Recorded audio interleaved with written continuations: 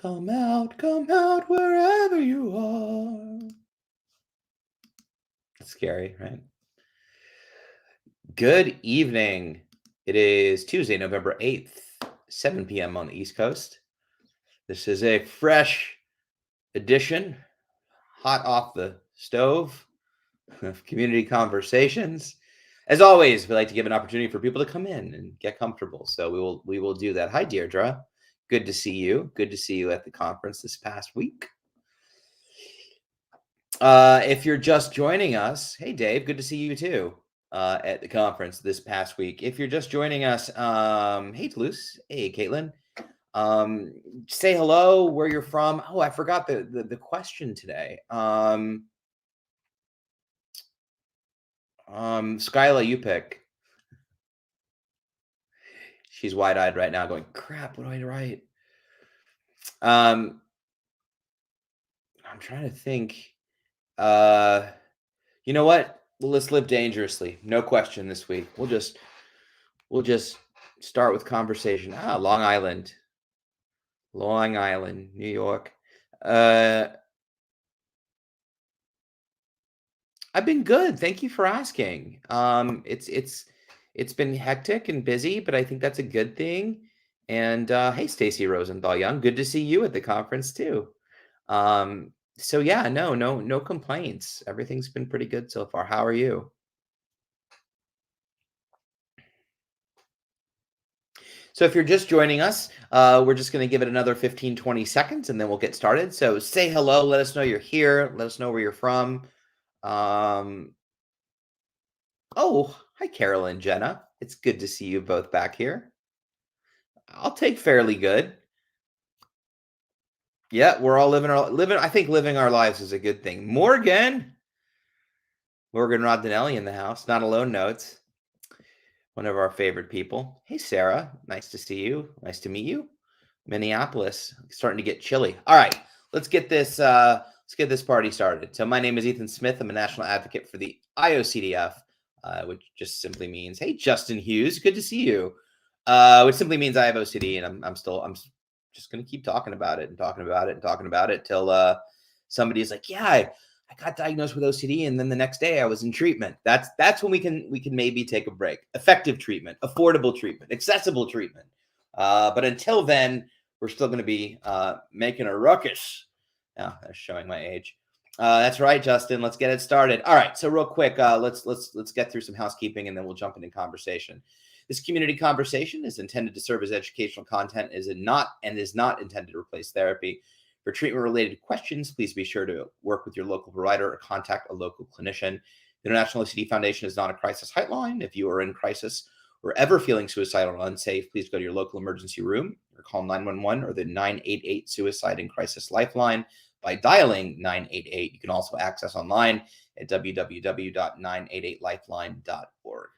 We also always want to create a safe space as possible and be respectful and kind to everyone here.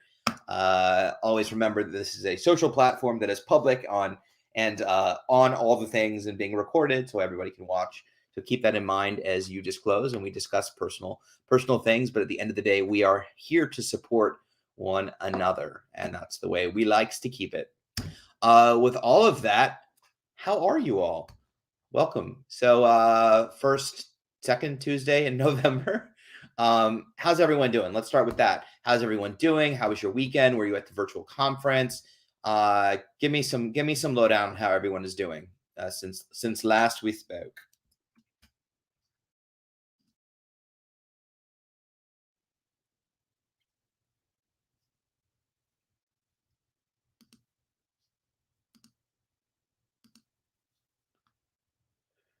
Did you attend the virtual conference? What was your favorite parts of it?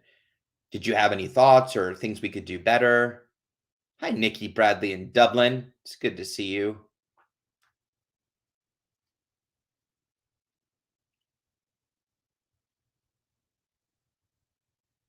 Yep. Ew, tornadoes. I don't know that I've ever heard a tornado siren. We don't have them in Atlanta, although we do get tornadoes from time to time. Probably not like central. Doing pretty. Hey, Eric Broach. I meant to say hi to you. I saw you in one of the talks, and I meant to say hi. Doing pretty well. Enjoyed the virtual conference. Made up a point attending more community discussion groups this time, and I really like that. That's awesome. Deleuze says, I've been thinking about concepts like obsessing about obsessing lately. It really resonated to see topics like using treatment as a compulsion to get away from the possibility of suffering forever. Yeah, absolutely. Um,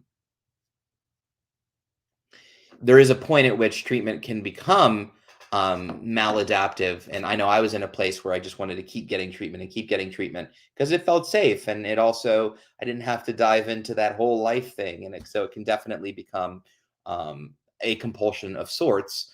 And so there comes a point where you start to have to put what you learned into practice and get out there and do the damn thing. So yeah, that's great observation. Eric wrote, the guess that sound activity was a lot of fun, even if our team didn't do very well. Well, we can thank Katie for that. I mean, not your team not doing very well. That's on you, Eric.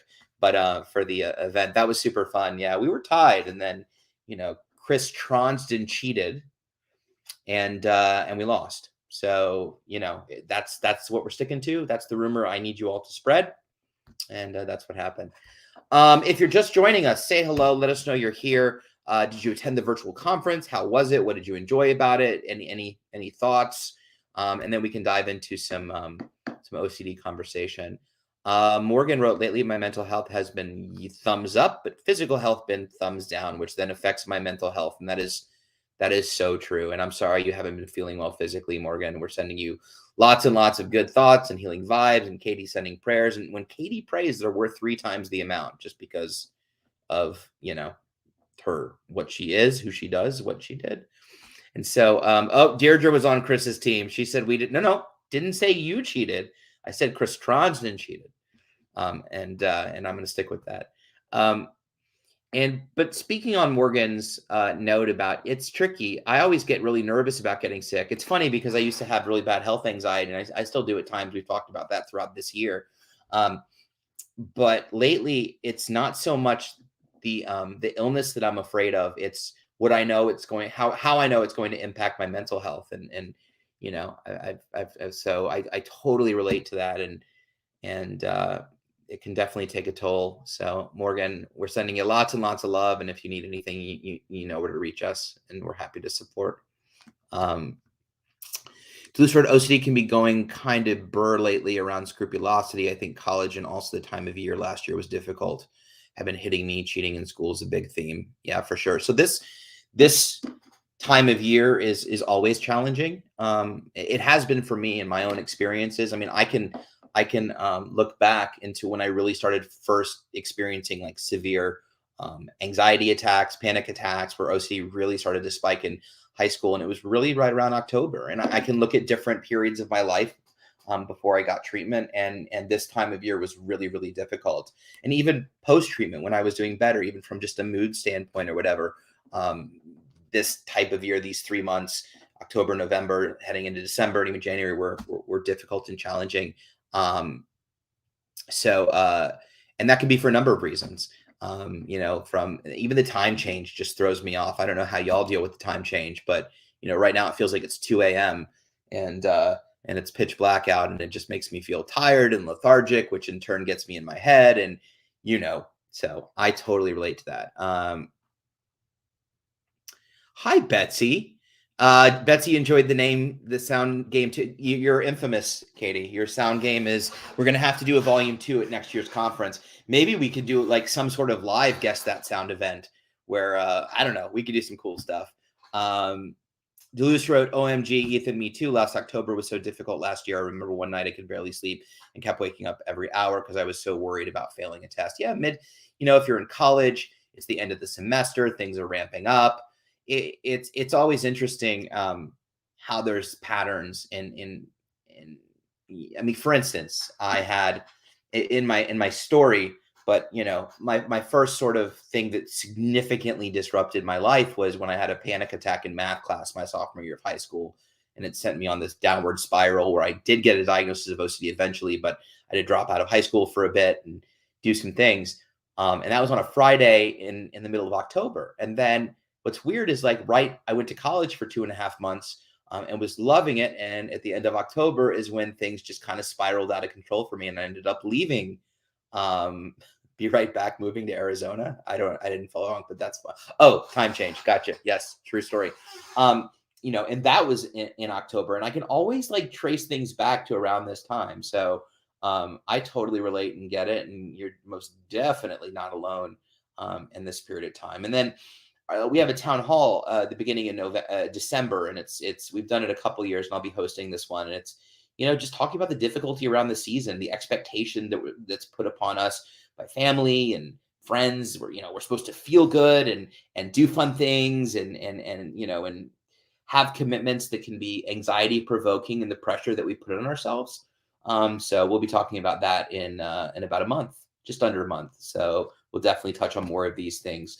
Sorry, Michelle, I missed your question. Are the recordings of the online OCD Con from this past weekend?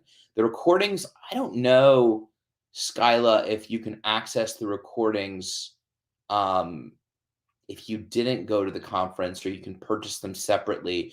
I know that if you did go to the conference, the recording or register, and I know the recordings are accessible for 30 or 60 days after. Although I'm not exactly sure where you access those, so I'm going to throw that to Skyla to put that in the chat. But they were definitely the recordings are accessible. I'm just not sure what the parameters are for that accessibility. You might have to register to access those. So, yeah, I was about to mention seasonal affectiveness disorder, and autumn, winter, and time changes and all that stuff can be really challenging for sure. So hit me with some, and I can tell some stories, or there's lots of stories today, but you're welcome, Michelle. Yeah, we'll get some by the end of the hour. We'll have some more detailed info in the chat for you about where you can access the talks, how to access the talks, and so forth. So, Duluth Road, I think high school was kind of like a train that was starting to derail, and every anxiety and trigger just made the tracks a bit more unstable until finally last November, I just couldn't function. I relate to that, and I'm sure lots of people here do. I kind of derailed in high school and then got back on, and then got to college and derailed again, and then kind of got back on. And I feel like, at least for me in my own experiences, that was sort of the pattern until I got the proper treatment, because we know this, we talk about this term white knuckling, just kind of grinning and bearing it. I didn't have any skills, any tools. I had a diagnosis of OCD. I was on medication, but beyond that, I didn't know what to do for it. So, my coping mechanism all throughout high school and college and my 20s up until, I really fell apart was compulse as much as I possibly could and seek reassurance and enabling from my parents and people that I felt, were safe and kind of knew what was going on with me, which weren't many people. In fact, no one other than at the time my best friend Melanie and my parents. And so, you know, life consisted of every day, calling my parents 100 times a day, asking if I was going to throw up, if they thought I was going to be sick. What if I did this? What if I did that? What if I said the wrong thing? What if I missed? And I would sort of go in and out of life. So I would be really high functioning for 3 or 4 months during that period of time. Now, that doesn't mean I'd be compulsing like crazy, but at least able to function and do things and work for 3 or 4 months.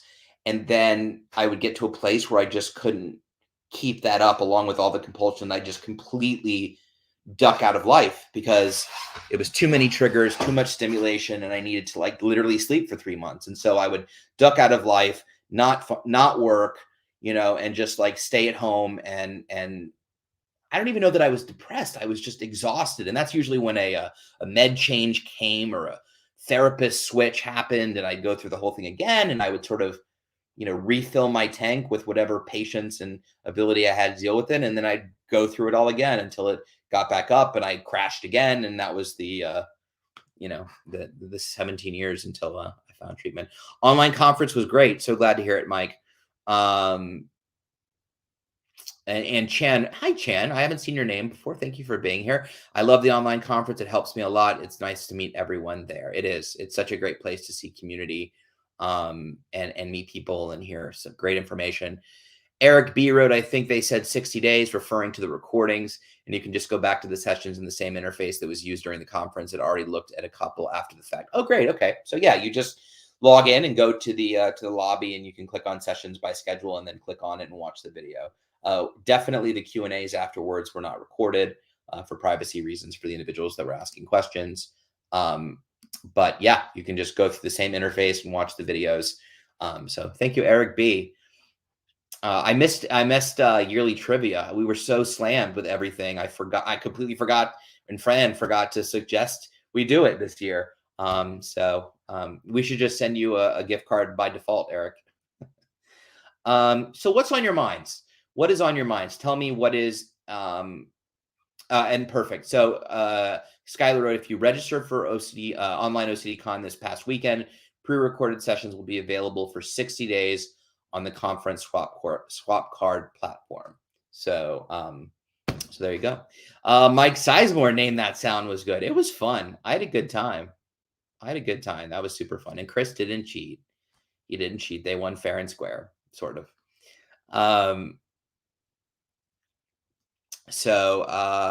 Michelle, hi, Michelle. Good to see you. No, I like a kind of specific question. And that's what I was going to say. What's on your minds tonight? I'm happy to talk, but if you have questions, please feel free to ask me. Michelle wrote, kind of specific question. This is at 7:16 p.m. But do you have any thoughts on the efficacy of TMS for depression and OCD? I do have thoughts, Michelle. So I'm not a clinician, as we know. I'm not a doctor. I played one on TV in 2003, so even that license is run out. But I am working on a couple of, or I'm consulting on a couple of trials around TMS, and I've learned a great deal about TMS. You know, and if you've been to the conferences, you know that Brainways, which is I think the only TMS related booth at the conference, has been there, and they're FDA approved and indicated for OCD. I haven't. So the current TMS treatments that are out there, I've heard mixed reviews. I've heard some folks have benefited and some folks didn't notice a difference at all. I mean, the great thing about it is it's obviously, and for those of you, okay, so TMS is transcranial magnetic stimulation. They put this device on your head and stimulate different parts of your brain with magnetic fields. And there's different dosages and amounts. It's completely non-invasive. I think the only side effects of the current are maybe a headache or some dizziness, but that's pretty much it. So, it's, if you struggle with meds, it's definitely a solid alternative. But just like meds, I think, a lot of meds don't work for some, work for others.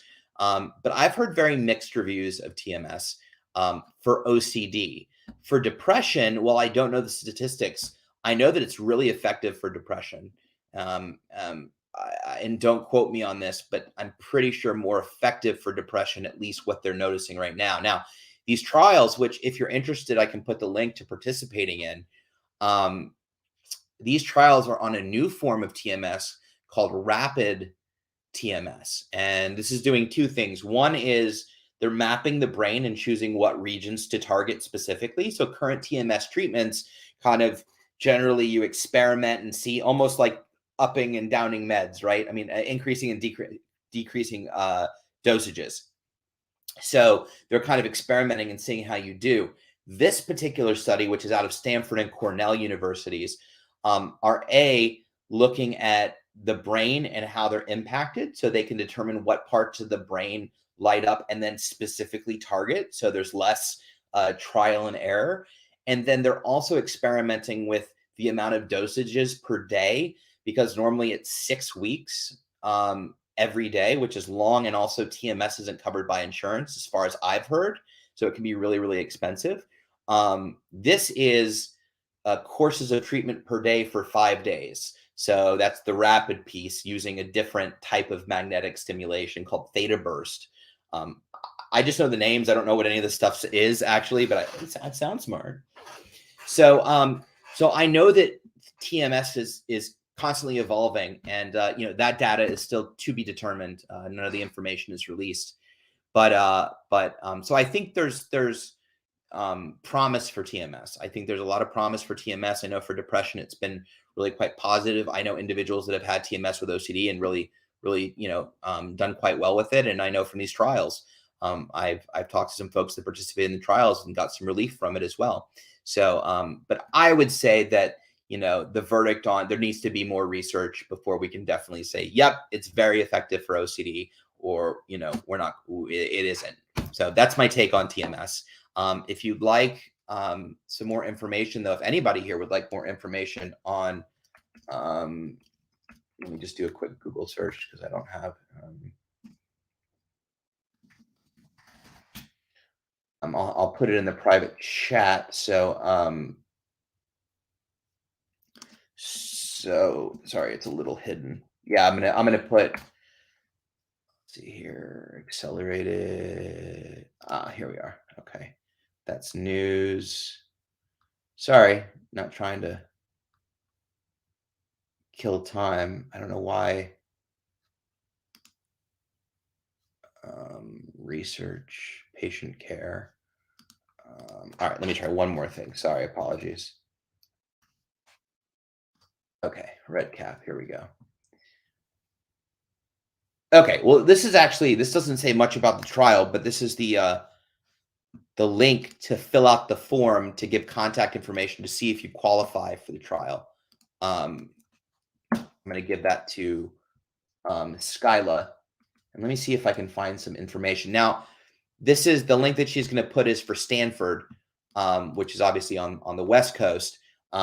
They do pay for travel and housing if you live in states bordering. So kind of divide the country down the middle and go west. And if you are a good candidate, they will put money toward housing and travel and support that. And obviously there is reimbursement and all that. And same with middle of the country east if you're at the Cornell area. I'm just trying to find more information because there's not a lot of information.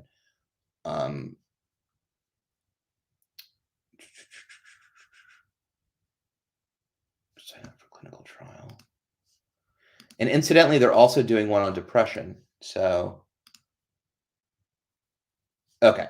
So here's a little bit more information on kind of what the lab does. And let me just give this to Skyla. Okay, there we go. So they're identical, whether it's Stanford or Cornell. If you Google Cornell, you can reach out to Stanford. You can reach out to me, and I'll connect you with who you need to be connected with. But Michelle, hopefully that was helpful. I know it was long-winded. Sorry about that. I wanted to get some information for you guys. Let's see here. Deluce at 7:17 p.m. Have your themes ever went up several levels of abstraction from a base theme like harm to something like I can't see people or I can't coexist with?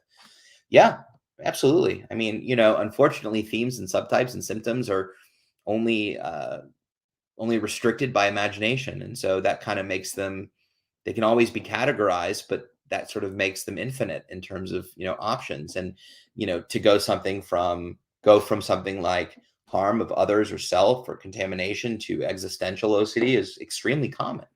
And I think we can really get in the weeds with, and some of those, I mean, all the thoughts are scary for sure, but I think as we start to get really existential and deep, and as you said, OCD about OCD and obsessive about obsessing, and what does it really mean? And what is the thought? And does a thought really exist? And do we even exist? And are we all dreaming? I read a funny meme that said, what if the stars are just holes in the box so we can breathe? You're welcome for that if that was triggering. But here's the thing, and I always say this, and I know I sound like a broken record, but it's the truth. And that is, this is why learning about coping with the discomfort around uncertainty is the key to managing OCD, because it doesn't matter what the subtype or symptom is. It doesn't matter. It all revolves around our ability to cope with what if did it might have, what if it's going to, what if I did in the past, what if I do in the future. It all has to do with speculation. It all has to do with desire to attain certainty around something that you're afraid of or nervous about or scared or whatever it is. And sometimes there are things we can prove, sometimes there are things we can disprove in terms of not the certainty, but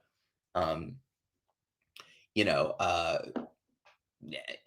aliens or something like that. We have some proof, but we aren't 100% sure yet. I don't want to get into a weird discussion, but you get what I'm saying. So the reality of it is our job is to become uncertainty warriors and love uncertainty, because whether the fear is, well, what if I stab my mom, or what if I can't coexist with my mom or myself, or what if I'm not actually looking at people, or whatever it is. Like you say, I can't, but I would imagine it's really a what if, and you can correct me if I'm wrong, in which case you're really asking yourself, you know, uh, does this situation exist? And if it does, can I cope? And, until you have facts to support the hypothesis, we have to live with the uncertainty. And the goal here is to not seek out the facts. I know it can be enticing. It can seem like the only way, but we have to acknowledge that it's OCD. And, from a stigmatizing standpoint and our own self-compassion, it's not easy to sit here and recognize and be able to accept and state that I, Ethan, have a mental illness. That's not fun to say. It doesn't feel cool. It's not something I put on a dating profile when I was dating. So I think, becoming comfortable acknowledging and accepting that you have OCD, and that's no different than having any other disorder or disease. And doesn't mean you're broken. It doesn't mean that you're a bad person. It doesn't mean that, you can't live a happy, healthy life, a full life, right? It doesn't mean any of those things. I think the sooner we can accept that's what it is, the sooner we can accept the things that OCD throws at us, because then we can say, I'm not sure, maybe not, but I know that I have OCD, and I know that I tend to manifest these thoughts and they scare me. So while there might be some truth or some possibility to these things coming true, I am going to assume it's OCD and therefore treat it like it's OCD, which is to just welcome the thoughts and say thank you, but then go about living a value-driven life and sitting or embracing the uncertainty and not looking for that proof. And that's when you start to really experience the freedom from OCD. It's not easy. It's definitely not easy, but that's the goal. So I hear what you're saying, and thank you. The thoughts can definitely get more intense, more scary, more convoluted, more visual, increase feelings, increase all kinds of different things, shift, morph, change. But it's the same application. It's, are you willing to live with the possibility that? So hopefully that was helpful. Amanda wrote, my son is still suffering 10 years with moral perfectionism, motor, sensory movement. It's hell. I'm sorry to hear that, Amanda. If you want to give me additional information, or, I'm happy to, I always give out my email at the end. I'm going to think of it. I haven't checked my email in a couple of weeks. So if you have emailed me, I'm sorry, I will get back. But yeah, if you and or your son need resources, or some guidance, please don't hesitate to reach out. You can reach out to me. You can reach out to the IOCDF. I'll give out all that information at the end. And please, we'd be happy to support in any way that we can. Stacy wrote, I could not tolerate TMS, and that's true. Stacy, was it the symptoms that you were dealing with that were just the dizziness, or maybe some nausea or headaches that were just too much? And be curious to what your experience was. So we can maybe give Michelle some additional insight about TMS. Deleuze wrote, also, Ethan, do you think there's going to be a cure for OCD within the next 10 to 15 years? I'm hopeful that one day we'll be able to cure the biological component so it's far less distressing. Great question. I have no idea. I really don't. I have no clue.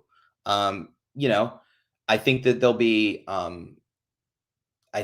be, hopefully much better options for people out there, newer classes of drugs, newer classes of treatments, like the ones we've talked about, both neurobiological and pharmacological, and even therapeutic. Therapy itself is continuing to shift and change, and we're kind of in this new evolution of therapy as well. So I think all that's definitely going to happen without question. Whether there's a cure or not, I don't know. I think the important thing to take away from this, though, is that a cure would be amazing. Do not get me wrong. But the tools that we have right now aren't awful. You can live a really full life if you really embrace these ideas. Exposure and response prevention, acceptance commitment therapy, other modalities of treatment that don't necessarily directly impact OCD itself, but can support OCD treatment, like dialectical behavioral therapy, which is emotional regulation and mindfulness. SSRIs, are kind of worn out, but they do work, and in conjunction with medication and therapy can be effective for some people. But we definitely need a lot more options. So my hope for the next 10 to 15 years is we have a whole nother, my hope is always a cure. I hope, and typically cures come from like, I was trying to grow broccoli in my bathtub, and it turns out that, this stopped me from breaking out in hives. So I remember, and I'm not afraid to say this, I remember when I started Propecia for hair loss, because I started losing my hair early, and I was acting, so I couldn't lose my hair. I was reading about this drug, and it actually was a drug for prostate cancer. And they were testing it, and all the bald men that came in started growing hair. So, who knows? But I really am optimistic and feel quite positive that in the next 10 to 15 years, we'll have a different class of treatments across all areas and therapies and modalities. As far as cures, I think we need to understand a little bit more about why, the genes associated with it, more about the brain. So I would never say I doubt it, because I don't know. But I can definitely say that there'll be new treatments, and that's my hope, and a cure closely to follow for sure. I think there will be a cure one day. So good question. I like that question. Betsy at 7:22 p.m. wrote, when facing the fear without white knuckling, of course, without compulsions, really is painful. Is it typical to feel numb and sad? It is. Great question. We actually had a good conversation at the conference about numbness and sadness. So obviously, when you're dealing, as you said, when you're white knuckling and you're feeling, you're being bombarded with obsessions and compulsions and feelings, it's a defense mechanism. Turning it off so you don't feel, and getting that sense of numbness is a coping mechanism. So you don't feel so excited, either adrenaline or any other way, when you're hit with this panic attack, to just kind of get through the day and just kind of be, zombified and not really connect emotionally, is, part of it. And so is the sadness and depression. Absolutely. Totally normal. And it is very typical for sure. I challenged the definition of the word numb, or not the definition, but the usage of numbness in our panel discussion this weekend, because I'm always curious if, there's a numbness. When we use the word numb, are we talking about lack of ability to feel, or are we using numb to replace a word that defines sort of just kind of being stuck in our heads because we're ruminating, and just so we're not feeling because we're kind of lost in our own heads and not really paying attention? Both can be valid. I'm not here to discuss the semantics of the word numb. But the gist of it is yeah, it's totally normal for sure. Because it's another coping mechanism, to handle all the emotions and feelings and thoughts and all the components of OCD that your brain is throwing at you. And it happens pretty naturally. So you're definitely not alone in that, Betsy. So hopefully that was helpful. Mike wrote, Ethan, have you heard of the Bergen 4-day treatment in Houston? If they still do it, I'd heard that they have seen fantastic results. I have heard of Bergen. I don't know if they still do it in Houston. I know that they were testing it a few years ago. And I know it was successful in a very select cohort of the OCD population. As to whether they do it and where Bergen is currently and where it's being practiced, I really don't know. But I'd be happy to find out for you if it's still being done and what the research currently shows on it. But I haven't heard about it probably since 2018 or 2019. And don't quote me, and I can ask Dr. McInvale, but I'm pretty certain Houston doesn't do it anymore. I'm pretty sure that their inpatient is the 2 to 3 month. inpatient as well. But we can definitely find out some more information and see, where Bergen is at these days. John wrote, I have a hard time explaining unwanted thoughts to people. Interesting. I think obsessions are not easy to explain. I would first ask you, do you feel like you have to explain them, John, to people? Is that something that you want to do? And if it is, I think that you start with unwanted thoughts. OCD thoughts are no different than regular thoughts. Okay. Our thoughts aren't different. We're all having the same thoughts. The difference is that our OCD suddenly looks at a thought and sort of takes a magnifying glass or even a telescope and just goes right on that thought and shines a spotlight and a pin light and keeps looping it in your brain. So, if you want to help, give an analogy, you can ask somebody, what's a scary thought that you had? Name a scary thought that you had. Oh, I was, in the parking lot one time and I heard a noise and I thought somebody was there, but then I just was like, yeah, whatever. And I let it go. Okay. Well, what if, that thought was always in your mind? What if everywhere you walked, you had that thought, that remember how you felt and how you thought, what if there's a person behind me? What if someone following me? What if I get robbed or even killed or hurt or shot, So, we can easily, I like to do exercises that help people better understand what it is like to have OCD. COVID is an easy common denominator to pull from. When you first heard about COVID and going out, did you have anxiety? Were you worried about catching it? Was it what you thought about all the time when you left the house? Did you want to necessarily think about COVID?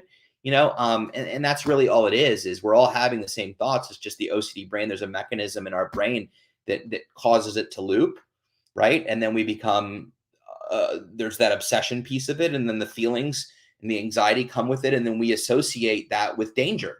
And then our ability to perceive whether that danger is real or not is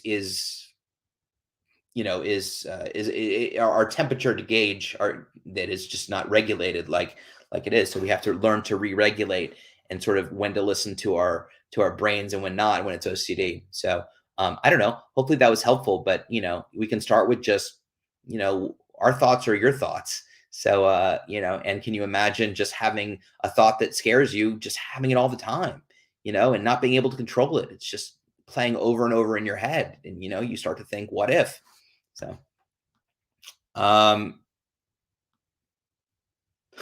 Katie wrote, you're dating? It was, no, I'm not dating. I promise. I promise I'm not dating. That's funny. So Sarah Stein wrote, this is a pretty specific question, but I experienced something that I never hear about and feel like I'm the only one. I get physical sensations that are purely physical, a tingling in my leg or cheek, etc. And then my mind super focuses on it, and then it will trigger compulsions, not always, but sometimes. But it's purely from a physical sensation, not not an emotion or thought. I Google it, and I think it's called sensory phenomena. Is that common with OCD? Also, sometimes my mind hyper focuses on. So it's a great question. And I actually have this, and I more focus on it when it's something health related and a sensation that is like a skipping heartbeat, a PVC, twitch that won't go away. I don't know why. A somatic symptom disorder. There it is. So somatic symptom disorder, and it depends whether you're compulsing or not about whether or not it is related, but it's very much intertwined with OCD. And I think we could sit here and pick apart whether it is or isn't. But essentially, it is a somatic symptom that is very real, just like you're describing. And some of what you're describing, incidentally, can also be caused by, anxiety and things like that. But regardless, we feel an ache or a pain or an itch or a twitch or a tingling sensation, then we become hyper focused on it, and we search for it. We scan, right? And maybe I'm hitting some things that are recognizable to you, Sarah. But we start to scan for that feeling. The more we scan for it, the more we feel it, and becomes very repetitive, and then we become obsessed with it. For me, it turns into then, well, I need to get it checked out. I need to go to the doctor. I need to find out what it is, and so forth and so on. And for some of you that have been to my live streams this year, because of stress, I had some hard PVCs. I had some weird shaking and tremoring in my tongue, and I was really hyper focused on those, and they really disrupted me more so than I've been disrupted by anxiety or OCD or somatic symptom disorder in quite a few years. It kind of threw me for a loop, and it is because it's real, it's happening. So it's like, well, this is real. This isn't something I'm thinking, like this right here. But what when it crosses over into OCD is, or symptoms, somatic symptom disorder, is the immediate catastrophizing. At least for me, I'm not suggesting you are, um, but the immediate catastrophizing of, this has happened for 5 days. It didn't go away right away. What could it possibly be? Okay, I'm going to Google it. Oh, you just wrote, yeah, I Google, yeah, you Googled what it was called. I'm going to Google this. And then you read all the Google things. And of course, the second thing is like, you're going to die tomorrow. And then you're off to the races, right? So it is common. I don't know if it's super common, but it's totally common. You're not alone. It's something that I specifically deal with from time to time, better in some cases than other. This year's been really stressful. So I don't know that I've coped with it as well as I have in the past. But it's definitely related to OCD and is probably a stepsister or a first cousin, if not related. I think that the reason that my own psychologist diagnosed me with somatic symptom disorder, which I was super excited. Let's give it up for more diagnoses, huh? Just put that in the checkbox. I think because, there's a difference. Like when I was really health anxiety focused, it was like, oh my gosh, what if I have a brain tumor? What if I get MS or muscular dystrophy or Parkinson's? Is my hand shaking? I think it's shaking. Well, it's not really shaking. That's very obsessive compulsive disorder, right? If my hand's doing this, then there's no question it's shaking. But then, what meaning am I applying to this happening, for instance? And that's kind of where it moves over from OCD and crosses over into that somatic symptom. So hopefully that gave you some enlightenment, Sarah. Let me know and we can talk further about it as well. So, oh, Mike, cool. Yeah, you put a post about Bergen, but I'll find out what the current situation is. And I love the conversation that's going on in the chat. So thank you all for headaches and memory loss. I've heard about memory loss with TMS. Interesting. Hopefully it came back.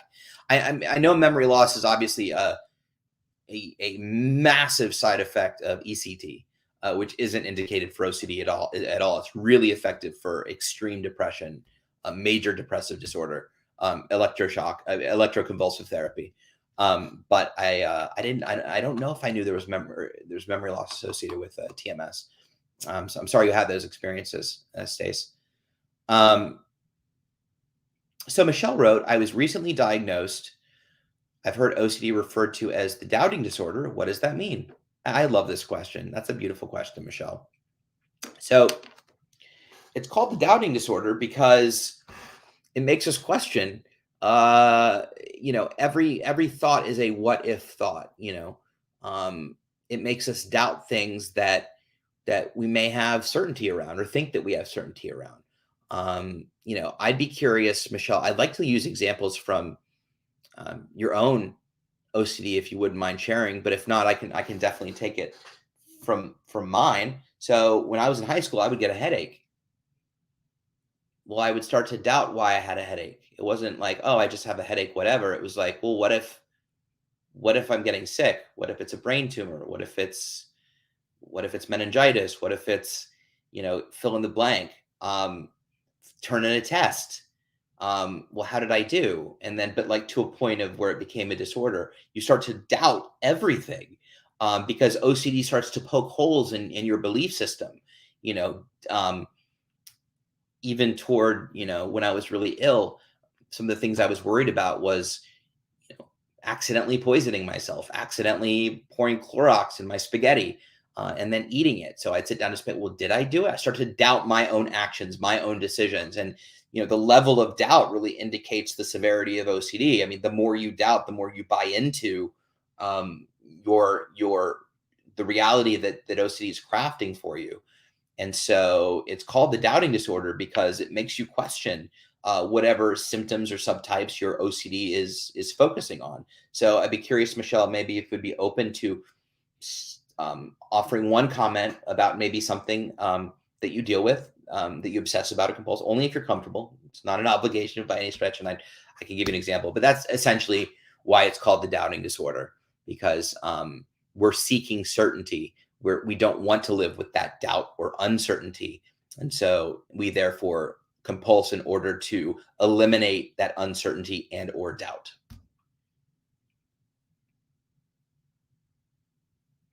Skipper wrote at 7:33 p.m. I know OCD can make you doubt OCD, but if you aren't diagnosed, then can constant research of the disorder and trying to prove that you might have it still be a compulsion.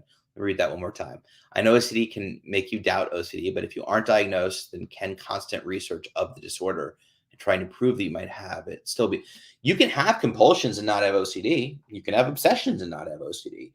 Where it crosses over, and again, I'm not a therapist, so I'm not diagnosing, but if you're saying constant research, I don't necessarily know what that means, but are you taking more than an hour a day? Is the thought, what if I have OCD? Or, oh my gosh, if I have OCD, then that means X, Y, and Z. So I need to make sure that I don't have OCD. So you're spending an hour, 2 hours, 3 hours, or just, every once in a while you decide to Google it. You can be obsessed with a sports team. You can have what's your favorite sports team? Do you think about them? Are they winning? Did you watch the World Series? And then the compulsions. Do you buy everything that comes out? Do you go to every game? Do you watch every game? The disorder, the D part, that's where are your obsessions and are your compulsions interfering with your life, right? So the question becomes, and the analogy that I'm using, can you work and miss a game? Can you go be with family and not be thinking about your sports team? Does not thinking about your sports team or not going to a game cause you distress and anxiety to a place where you're unable to focus on what you're supposed to focus on? That's when it becomes a disorder. When those obsessions and compulsions clinically, the definition is if it's taking up more than an hour or more of your time a day, then potentially it could be obsessive compulsive disorder. So I think that's maybe a good baseline to start with, Skipper, is if I don't know who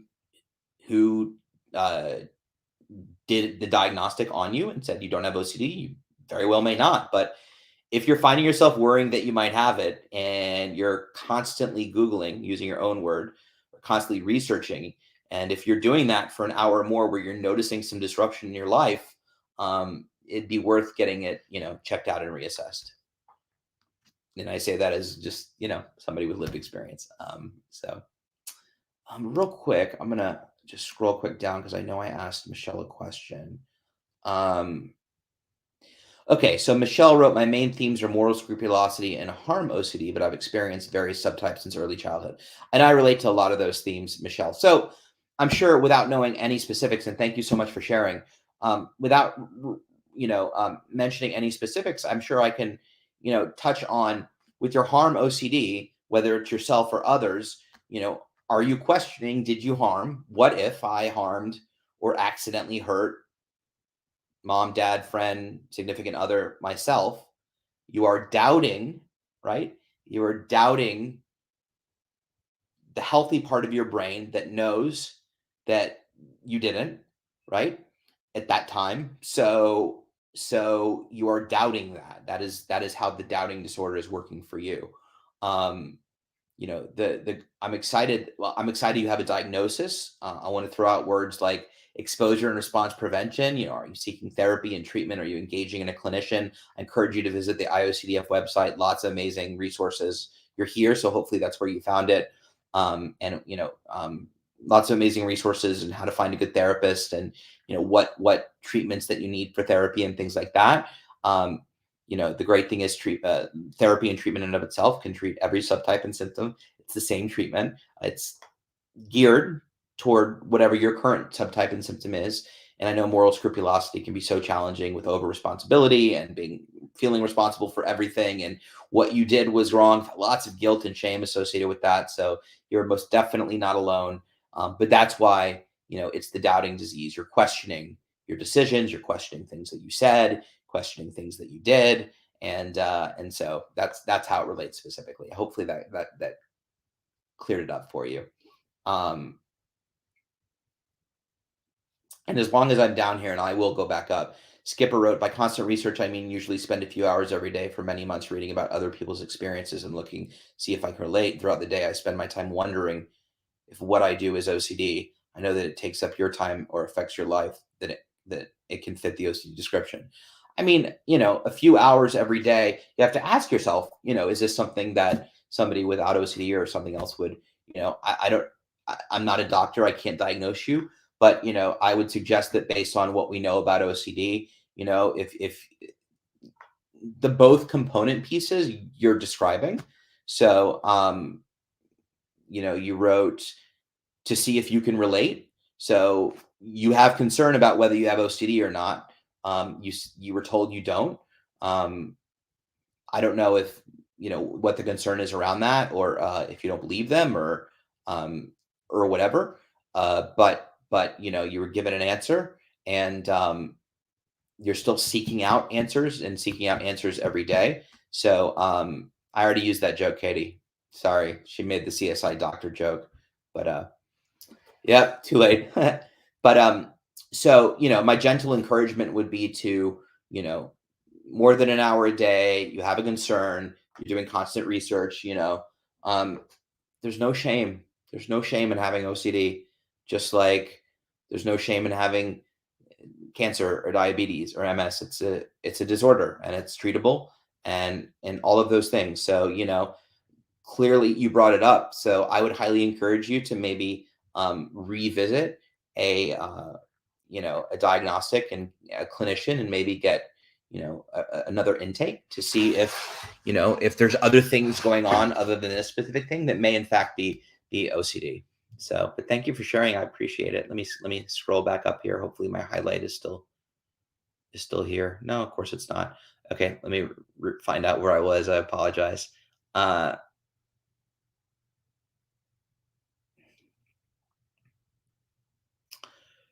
Let me see here. I see your question, Deleuze. I just want to make sure I get to anybody else's questions that didn't ask a question yet. So I will come right back to that question if I don't see. So here's one from Sydney, and I see your question too, Sarah. I'll try to get to it as well. So Sydney at 747 wrote, I have a fear of by accidentally eating bug spiders, so I avoid most produce like broccoli, fruit, etc. I was wondering if I should be forcing myself to eat the food.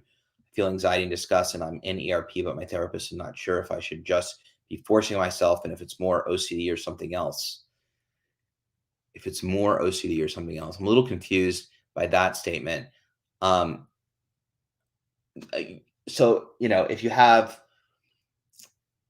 I'm a little confused by if it's OCD and you're doing exposure and response prevention with your therapist, I would never make a suggestion to not force, you to do anything, and may never make that suggestion. What I can tell you is exposure response prevention and treatment is to expose you to those things, right? So maybe you start with touching broccoli and fruit at the grocery store, and eventually move up to eating it, and then sitting with that discomfort and the possibility that you may or may not have eaten those things. I don't want to trigger you. I mean, that's the progression of exposure and response prevention. So if you're not doing that and you're asking me, should you force yourself? I think that you should, find a clinician if your current clinician isn't actively working on systematically increasing your exposures and then your response preventions to address those concerns. You should definitely be doing that. So, if that's something, so that should be the progress, right? So if you came to a clinician and you said, you have a diagnosis of OCD, and your current theme is that, look, I'm afraid of, accidentally eating bugs and spiders, and I won't go near this stuff, then they're going to create a treatment plan, a behavioral treatment plan that starts with gently exposing you to those things, broccoli, fruit, etc., and then slowly increase, those exposures to eventually eating them, first washed and then maybe unwashed. And I know that sounds horrifying. It does to me. And then help you with the response prevention of not over checking the food or over washing the food, or doing whatever over a systematic period of time. That's what that would look like. So if that's not what your therapy looks like, and you do have a diagnosis of OCD, because I'm a little confused by if it's more OCD or something else. So if you do it, then that's what you should be seeking out. If you're questioning your diagnosis, you can always go to a clinician or a different clinician and see what's going on. But that would be the general trajectory for treatment of that specific fear.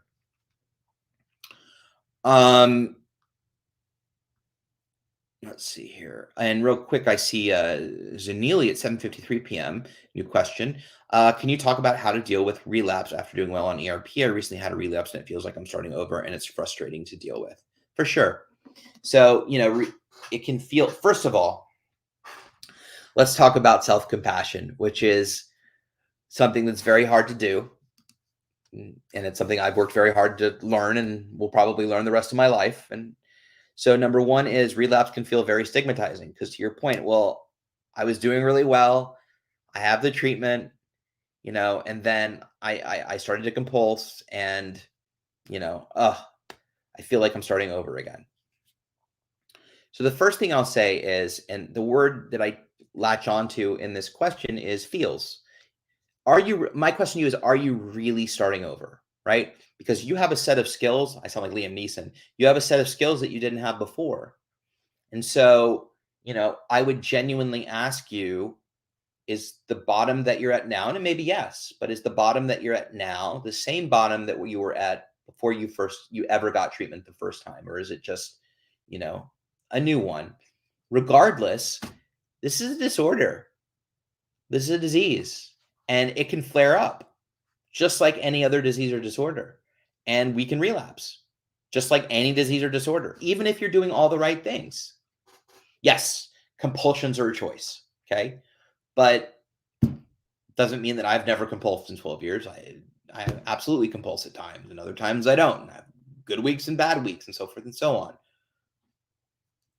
So, the first thing is to understand is you have an entirely new foundation at your disposal that you didn't have the first time. ERP, uncertainty, things to do, that it works. You can have hope, and you can have something to hold on to there, right? You also need to have just loads of self-compassion with yourself. This isn't your fault. It's not, your brain isn't broken. You're not broken. You're not a bad person. This can be the nature of OCD. So you're totally, totally not alone in that. The question is, what are you going to do today moving forward? So, by you saying feels like I'm starting over, I feel a lot of judgment in that statement. I feel like, I was here and now I'm back here, and I'm just a shitty person for having OCD. And how did I find myself back here again? And well, sometimes that's what happens with OCD. And I'm genuinely sorry, because that sucks. And I know it feels super, super, super icky. The reality is, though, is you have this amazing opportunity. What I found with relapse is, because you have the skills and tools already and you've effectively worked with them, is you can really aggressively approach it and really put it to bed quickly.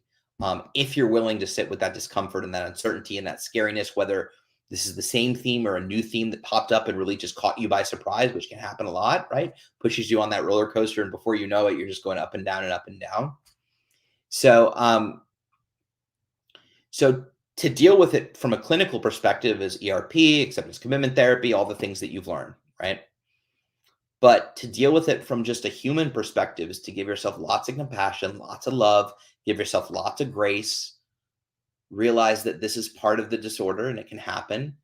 And what do you want to do moving forward? What do you want out of your life? What do you want to gain? And that, yeah, it's a bitch. It is. Who wants to reclimb the mountain? But I would surmise, you can correct me if I'm wrong, I would surmise that if the first time was Everest, this is maybe not Everest. Maybe this is a slightly smaller mountain. Still massive, still terrifying, not at all minimizing what you're experiencing. I'm simply saying that, you don't have to relearn. You just you need a booster. You need to re-engage. You need to fight harder. And I'm guilty of that. I'm guilty of slipping a little bit when things get hard and I don't really engage my skills and tools, because I've kind of been on autopilot for a while and it's been working, right? So so those are some initial suggestions, is to just have lots of self-compassion and grace with yourself, and give yourself a lot of room to understand that that's part. And just like any other, I have a friend who has MS, and she gets infusions and she works out. She has everything. And she'll call me and she'll be like, I woke up today and I have triple vision and I can't move my left arm. But she doesn't follow that with, I'm a horrible person. This is bullshit. It's part of her disorder. It doesn't mean that you made a mistake or, you're to blame. It's just the nature of OCD. So I would encourage you to stay true to who you are, open up that toolkit, get excited about knowing that you have the skills and tools. If you're not currently working with a therapist or a treatment provider, potentially re-engaging that, as well as other skills and tools that helped you before, and put your values front and center. What do you want to achieve? What do you want to keep doing? What's important to you? What did it feel like when you were doing well? And go back to that. So this is just part of the journey, and just see it as a blip. Just reframe it as a blip. It's a speed bump, plenty of smooth road ahead. You just need to get over it, and you can. So, with all of that, we're just after 8, so I need to wrap up. If I didn't answer your questions, I apologize. I wanted to make sure I got to everyone that was in the stream tonight. I'll give out my email at the end. So if you want to re-ask your question to me in an email, more than happy to answer you. So first of all, great conversation. Thank you for being here and advocating and talking with me and spending time. I hope it was helpful and supportive and encouraging. So thank you. As always, I want to thank the IOCDF and Skyla behind the scenes for doing all her magic. So tomorrow at 12 p.m. Eastern, that's 9 a.m. Yes, 9 a.m. Pacific. We have our research roundtable. Dr. John Abramowitz and Kyle King will be talking OCD and schizophrenia. And so you can submit questions ahead of time if you want at iocdf.org/peace of mind. Go ahead and put that up. You can also view the entire schedule. You can see all the live streams coming up. You can watch previous live streams, iocdf.org/. You can also submit questions, topic ideas, all kinds of good stuff. That is your place. Don't forget to subscribe and follow on all the social platforms if you want to hear about upcoming streams or to be notified when we go live. And you're very welcome, Chan. I hope you had a nice hour and you felt supportive. And thank you, Amanda. And thank you, Deirdre. And thank you for the kind words. If you need resources, you can always visit iocdf.org. And you can always email the IOCDF at info@iocdf.org. Always happy to get. If you want to talk to me and answer, ask me any questions, I'll give the kitties a kiss for you. Give the crabs a kiss for me. If you want to email me and ask me questions that we didn't get to or offer topics, suggestions, things that you agreed with, things that you didn't agree with, I'll give you my email. I'm the only one that checks this. So it stays just between us. It's private. You can email me at justethan@iocdf.org. Please be patient with my responses, with my response time. I'm sorry, sometimes I'm quick and sometimes I'm not, but I will get back to you. With all of that being said, have a wonderful evening. Stay safe, stay vigilant, feel the feels. Don't let OCD off the hook. We'll see you 2 weeks from tonight, 7 p.m. Eastern. So I look forward to seeing you then. So until then, have a beautiful evening. Good night.